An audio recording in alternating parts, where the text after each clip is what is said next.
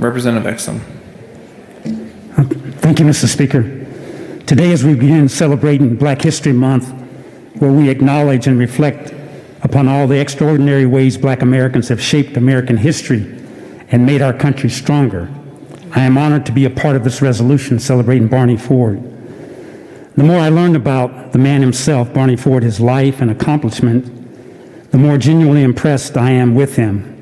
The resolution we just read at length tells some history of his story, but not all of it.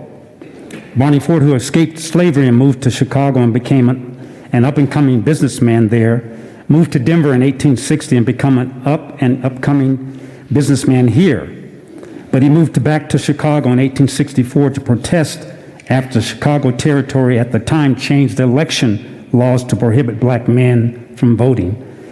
When Colorado first petitioned to become a state in 1864, Barney Ford opposed that effort because of the territory's discriminatory voting laws. After the Civil War, when in 1867 the U.S. Congress passed a new law preventing the states and territories like Colorado from denying voting rights to Black men, only then did Barney Ford move back to Denver and become an even more successful businessman than he did before.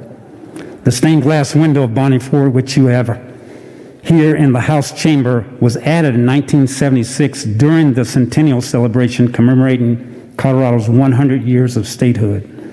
The man who opposed the Colorado original attempt to become a state in 1864 because of the territory's discriminating voting laws was honored by that same state 100 years after it did finally become a state, because Barney Ford is the man worth honoring and celebrating.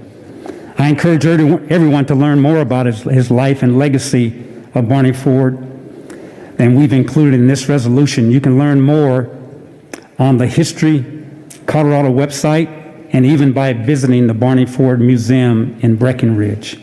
I am honored to be a supporter of this resolution. I encourage you all to support it too. Thank you, Mr. Speaker. Thank you, Representative Exum.